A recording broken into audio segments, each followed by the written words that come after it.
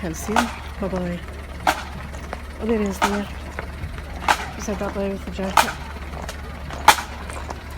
So was he concentrating on which foot goes where? Up there! Help! Opposite, isn't it? March off the colours.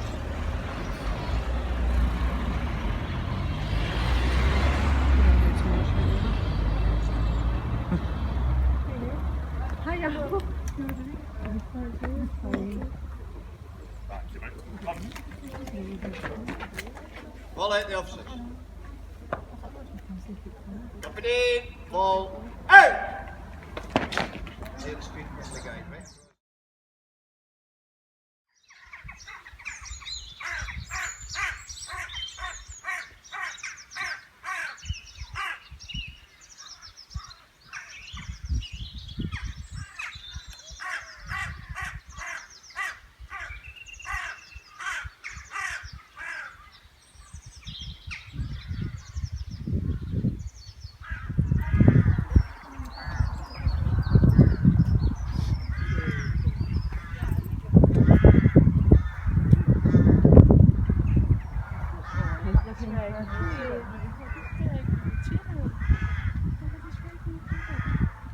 Oh, someone is used to someone having bringing carrots.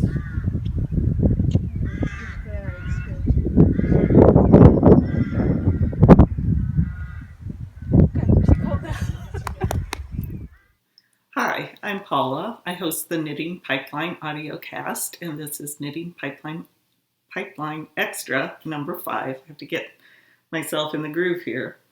So today I thought I'd show you what I purchased at the Edinburgh Yarn Festival and at the Curious Handmade Country House Retreat. I thought I finally had it, and then I stumbled on it again. But anyway, that was a trip I took in March. I left on March 10th and came back on March 21st.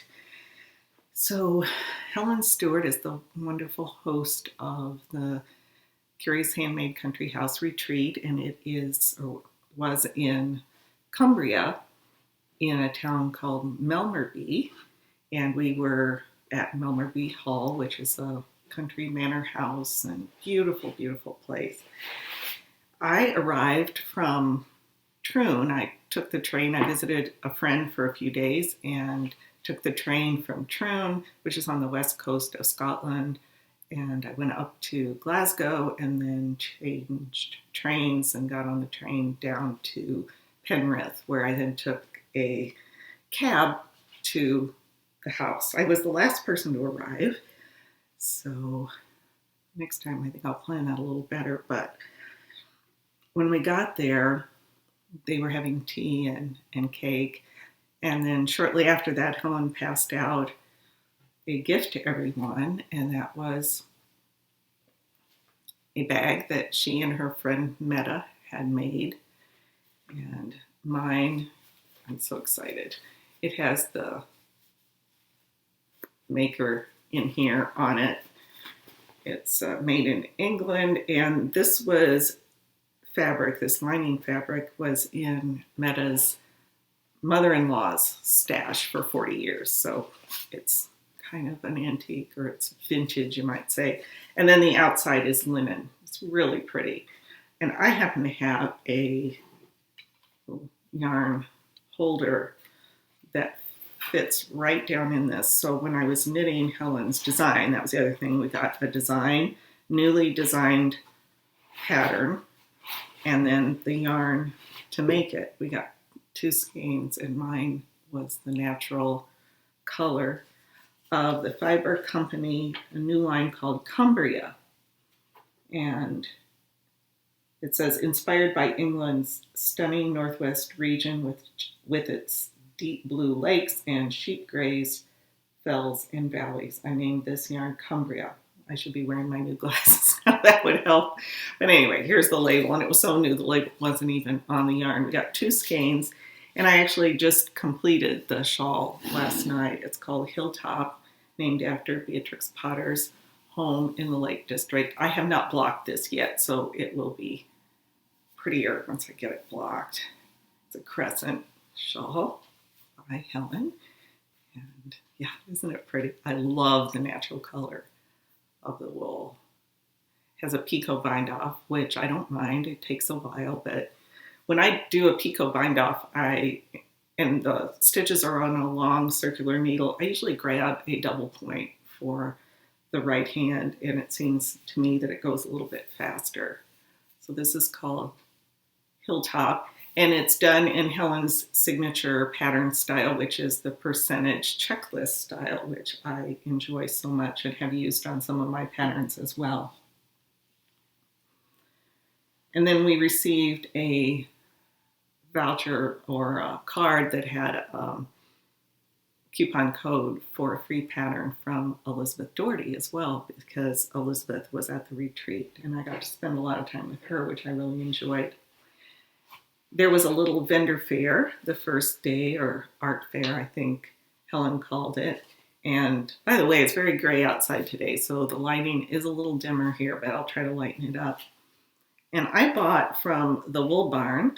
Maya was one of the attendees, and this is the skein I got. There was another skein that I picked up at the beginning, and then I thought, no, you don't need that. It had pinks, and it was a variegated. It was so pretty.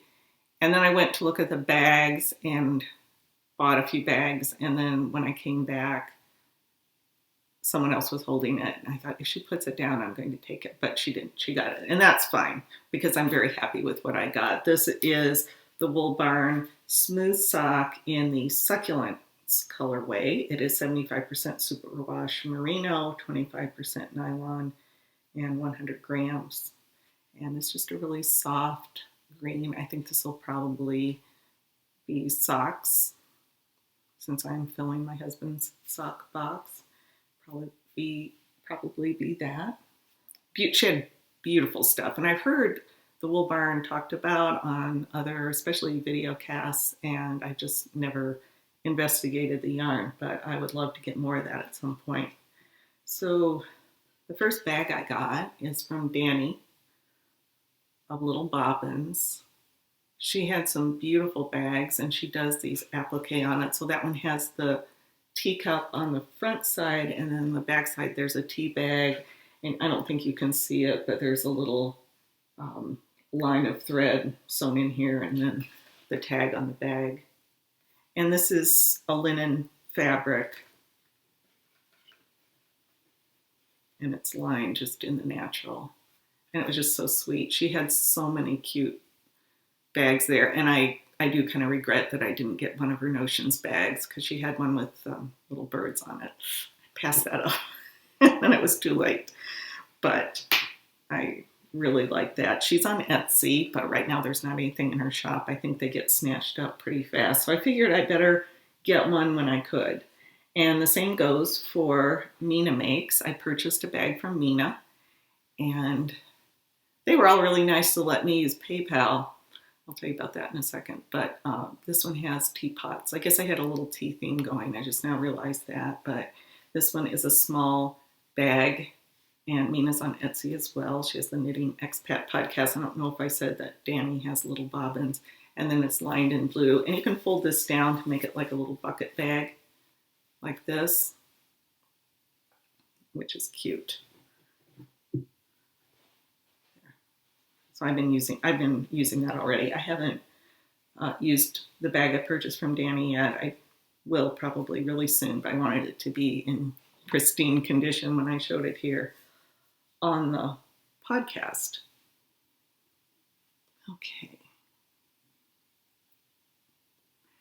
Then I went up to the Edinburgh Yarn Festival. Oh, I was going to tell you about, I didn't have any cash with me. I had 26 pounds, 27 pounds, counting the change that I had carried over from a previous trip. And I talked to my friend about going to a cash machine, and we just forgot about it, didn't do it before I went to the retreat. And then I took the cab from the station to the manor house, and it was 27 pounds. And I thought maybe I could pay by credit card, which you can do in the US pretty easily. And he said no, he didn't take it. So I was able to pay him, but I didn't tip him. I didn't have any money left, but I thought 27 pounds was kind of a lot for the 10 or 15 minute trip that it was. But anyway, I had absolutely no money on me, literally, and Elizabeth gave me 40 pounds later so that I wouldn't be destitute. But all the vendors there were able to bill me on PayPal, so it worked out fine. But okay, then I took the train after the retreat, which I'll talk more about the retreat maybe another time, or on the audio, I think. But I went up to the Edinburgh Yarn Festival, which was really a great opportunity. And 6 of us had a flat that Helen had booked on Airbnb. We were all Americans except for Helen. We had the flat, it was near Haymarket, and it was really just around the corner from where the knitters were gathering on the first night, which we went to. When we went there, we could actually get our ticket for the Yarn Festival, and there was a podcast lounge. Oh, excuse me, that clip just fell on the table. And we got our bands, and we also met Louise Scully, who is the host of the Knit British podcast, and she was one of the organizers of the podcast lounge at the Edinburgh Yarn Festival. And because we have podcasts, we got badges and we got free entrance, which was super nice. And we were also given a wristband to get early admittance to the market, which Helen and I did the next day. So this is the podcast, or this was my name badge, which was really fun, kind of a nice thing to have. And then on the back, it has Tamar Luster Blend by Blacker, which was a new yarn that they released there at the festival.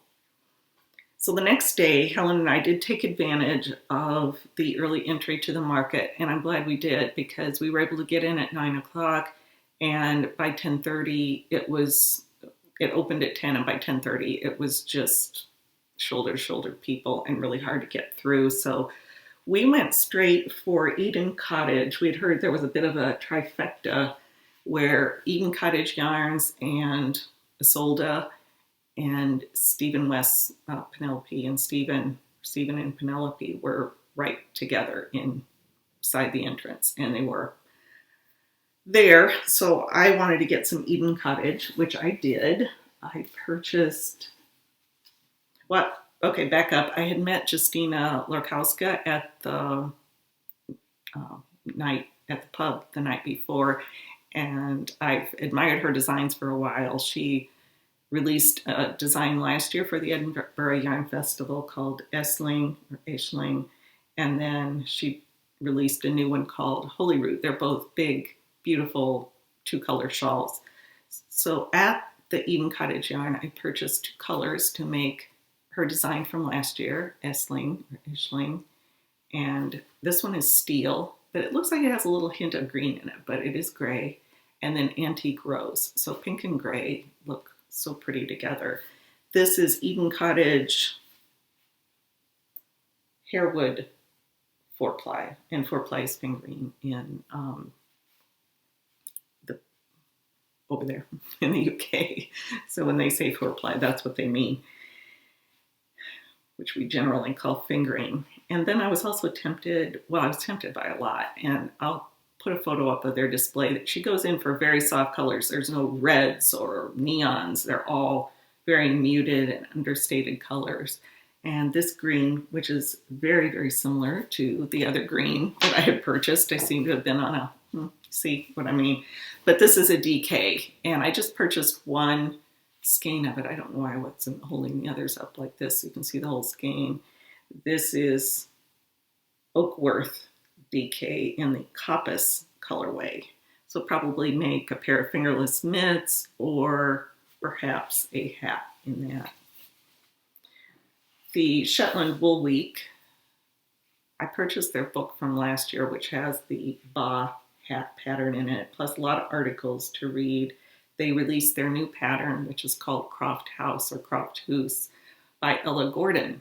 If you want a copy of that pattern, you can go to the Shetland Wool Week website and sign up for their newsletter, and you get a free copy, or you can go to the link on Ravelry and it will take you there. So I went ahead and purchased the booklet from last year, and I'm looking forward to looking through it. And I still haven't knit the Ba hat, but I do want to knit the Croft House hat because I have yarn for it. I have some Jameson and Smith that I got from Schoolhouse Press, Shetland wool, left over from a vest I made for my husband, and that'll be perfect for that hat. My next purchase was, I'm trying to find my little receipt here. Things are getting messy. I think I purchased this, yes, from the Natural Fiber Company, and it is 100% North Ronaldsay wool. It says it's a DK. It seems a little heavier than that to me, but I got 2 skeins in this natural color. North Ronaldsay wool is from Shetland. Oh no, Orkney. Excuse me. Then I got a skein of the darker brown. This might be a color work hat or something. I don't know. It was an impulse buy. I saw it, I felt it. It looks very rustic, but it doesn't feel rustic. I'll probably talk a little bit more about it on the audio. I haven't really studied the breed very much, but it is produced and spun on the island of North Ronaldsay. So apparently that's a separate island, I guess. Maybe in the Orkney chain there.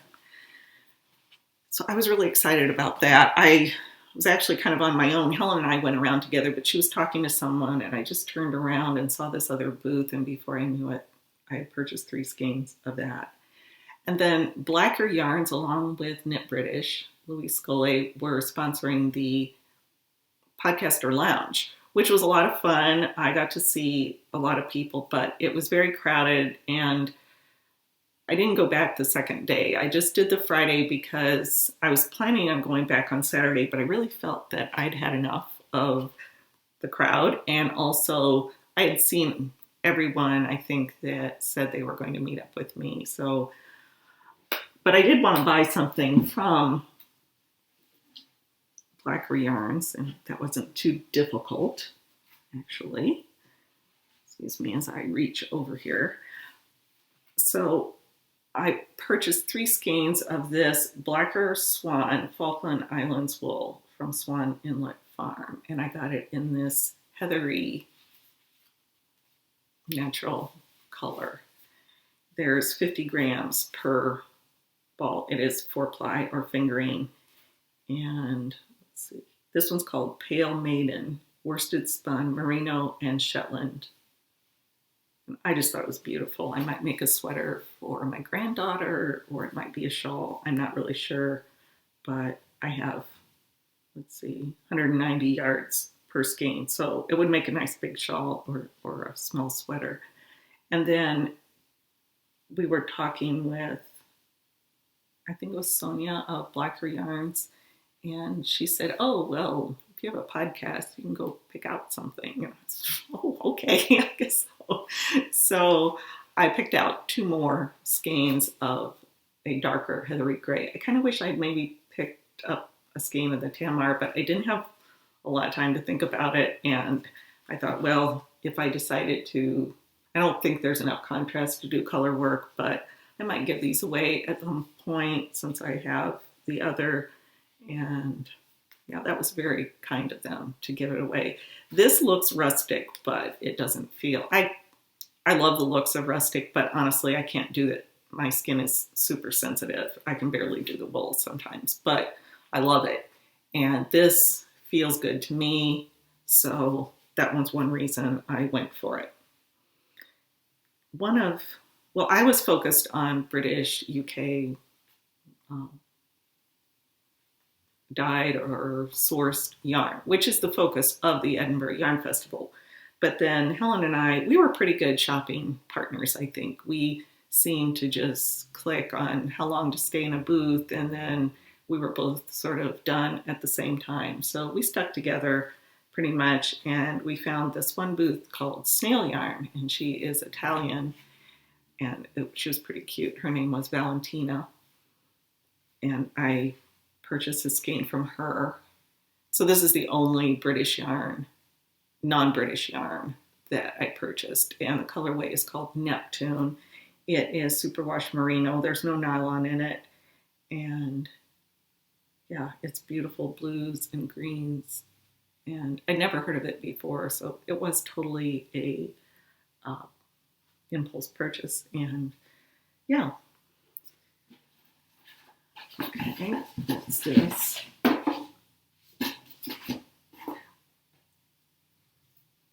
Oh, we also got a little leather bracelet in our bag, in this bag. I didn't show that it has a little drawstring on it. And that was from Stuart. I'll link to her business. I'm not sure what her business is called, but she does these leather bracelets, and it says Cumbria on it, and it's in the green. So that was a nice little gift in our bag. I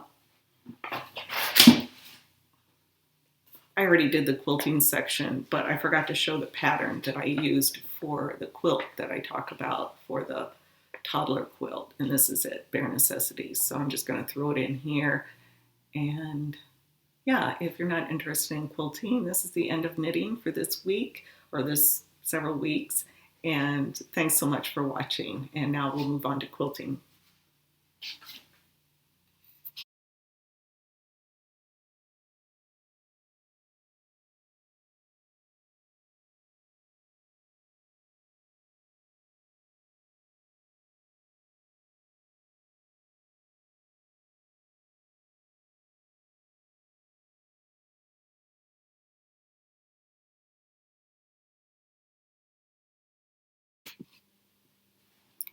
Now we're into the quilting part of the show, which I'm actually recording before the knitting, but I'll work that out later. So I showed you this last time, this little quilt that I made for a great nephew.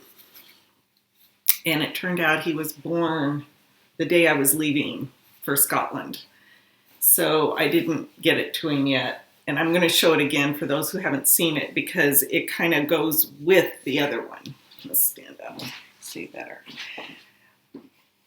And I didn't send it off yet because I wanted to wait till he was born. I made a patch that I wrote his name and birth date, and I'm not going to show that up close, but you get the idea. This will give you an idea. This quilt is, I think, well, it's square. I think it's about 40 by 40 or 38 by 38, something like that. And that's about the size that you'll get if you have a charm pack. But I actually did not have a charm pack for this. And you probably would be buying some fabric in there for the sashing. And then this is the book again. I know I showed you this, but I do like these leisure art books a lot. 3 Times the Charm. And this one is the Molly quilt here. And I wanted to show those center, to have the bears in there. And then for the big brother, who will be 3 in May, I made a coordinating quilt. And I really like this. I got the fabric on Fabric Worm. It was a fat quarter bundle. And I'll put a photo in there so you can see the whole thing. And this one, the only thing I changed was that I made it rectangular instead of square. This is the first quilt I've done that does not have a border on it. I actually quite like having the binding directly on it. It's called Bare Necessities, is what the quilt is called, and it's a series of half square triangles. So it is simple in a way because you're just making half square triangles, but I'm really glad I have a good foundation in quilting by taking some basic classes, because there's nothing in the pattern that says to square up your half square triangles. If you've done any of those, then you know that there's a lot of room for the triangles to get out of shape. They're not quite the right exact size. And if you don't square them up, then your seams are not going to line up, and the quilt would still be nice, but not as nice. So I'm glad that I learned that.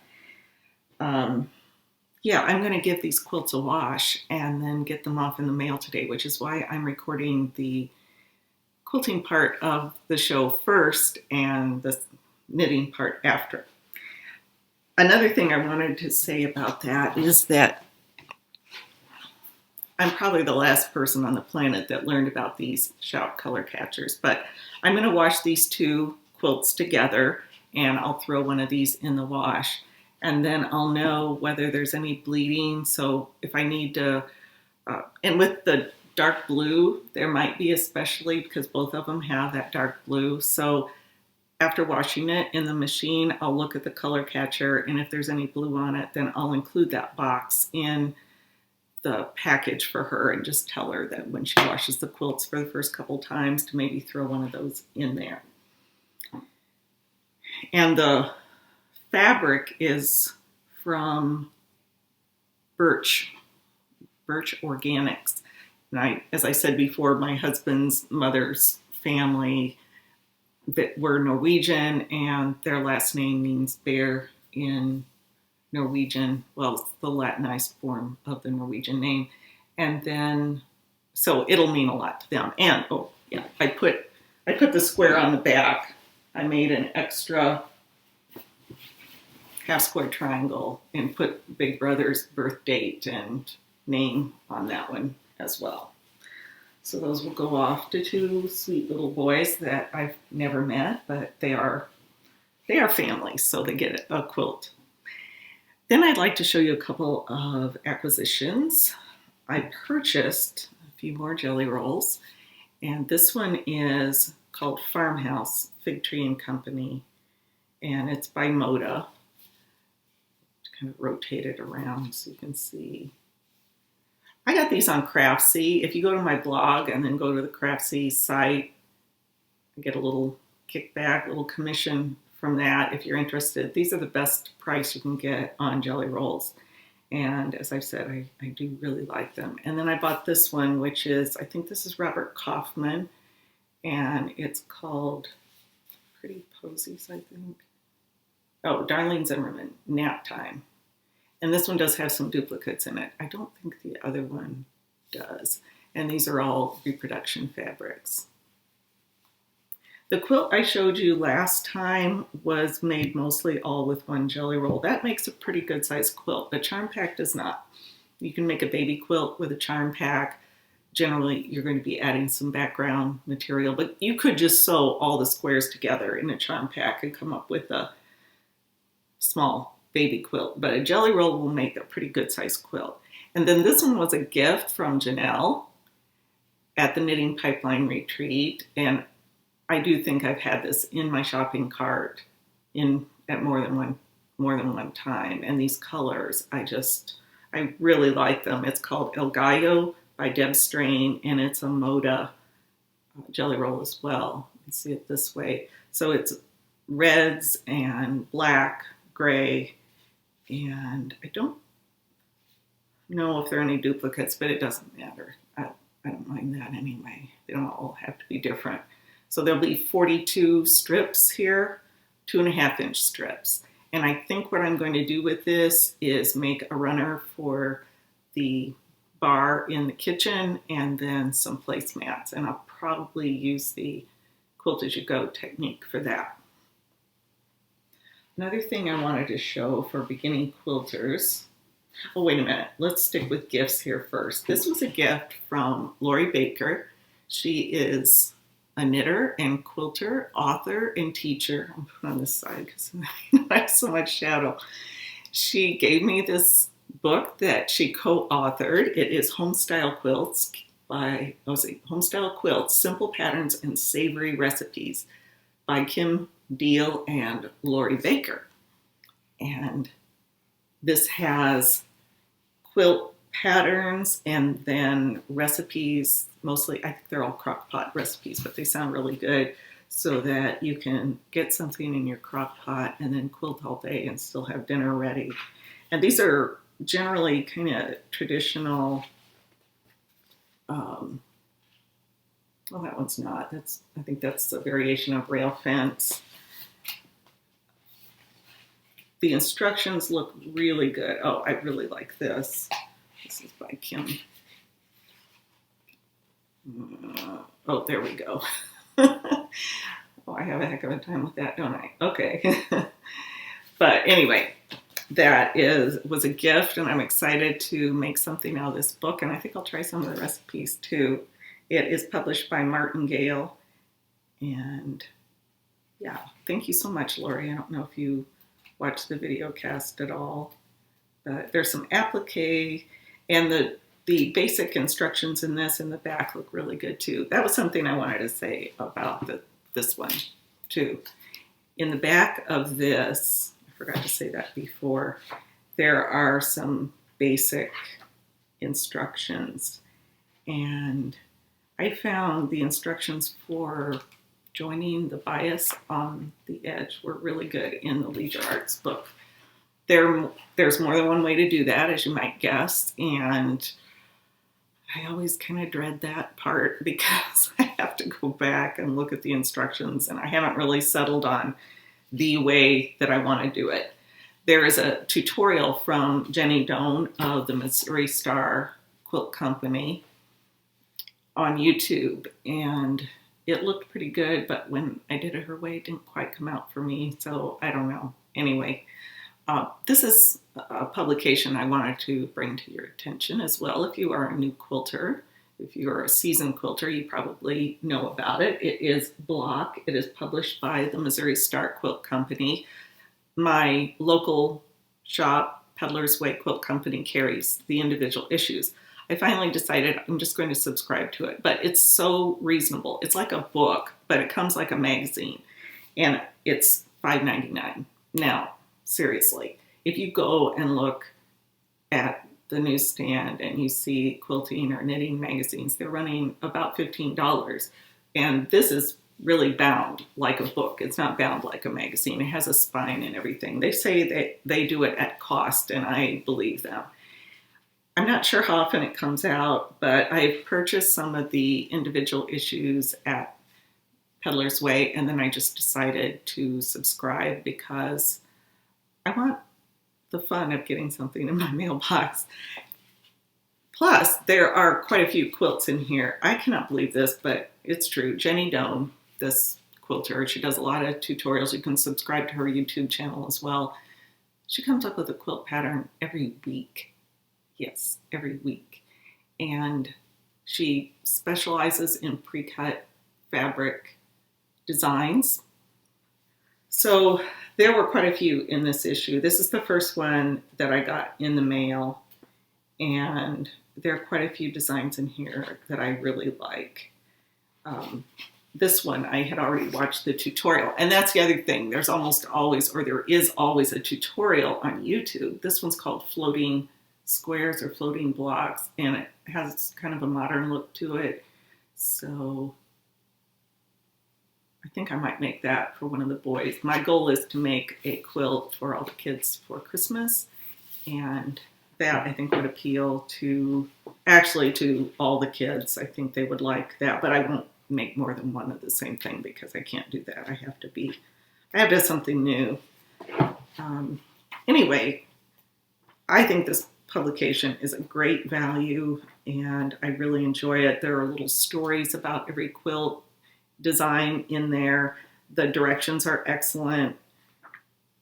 There was another one in here I wanted to show you. Oh, this one's called Studio Star. I tend to like quilts with stars in them, and actually knitting for that matter too, but color work. And that's really pretty too, I think, with cream and brown. So I think I will pack up those quilts and write a little card in there. Well, first I'll wash them and dry them and get them off. Thanks so much for watching.